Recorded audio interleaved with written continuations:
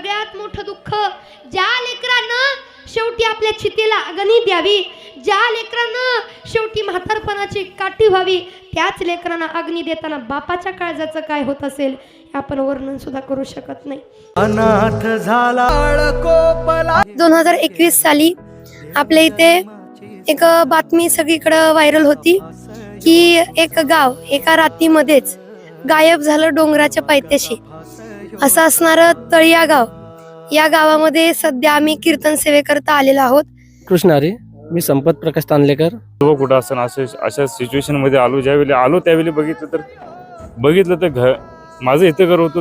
माझं सहकारी सुनील तो विचारत अरे इथे घर होतं तिथे घर, बघितलं तर पूर्णपणे काही नाही. मातीतून जाताना गडदलं गेलो, कुठंतरी असतील या आशेने बघितलं परंतु नाही. समोरच प्रत्यक्षदर्शी समोर आमच्या लहान मुलं, माझी आणखीन पत्नी, असा अतिशय मनाला हे करून करणं की त्या दिवशीच जीवन संपवण्याचा विचाराने.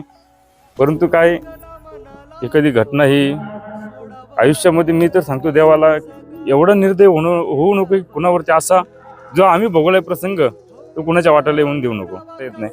आज आमच्या 14 तारखेला आजच्या आम्ही मंदिराची जीर्णोद्धार करत असताना मनाला ह्या गोष्टीची त्यांची कमतरता भासवते की खरोखर त्यांची उणीव, परंतु त्यांची उणीव नसून तिथे आमच्या बरोबर आहे, सोबत आहेत.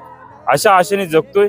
अशा आशेने जगत असताना त्यांना पावलोपावले त्यांना जिवंत ठेवण्याचा प्रयत्न मी माझ्या स्वतःच्या वैयक्तिक कर्तृत्वातून करण्याचा प्रयत्न करत आहोत आणि तो करत राहणार आहे. कारण का ती माझ्यासोबत आहेत. मी जर कुठं दिसलो तर माझ्या ह्याच्यातून ती लोकांना दिसतील की ह्या माणसाची, ह्या व्यक्तीची एक कुटुंब गेलं होतं, एक गाव गेलं होतं अशा हिशोबाने, आणि त्यांना जिवंत ठेवण्याचं काम मी करतोय आणि करत राहणार आहे.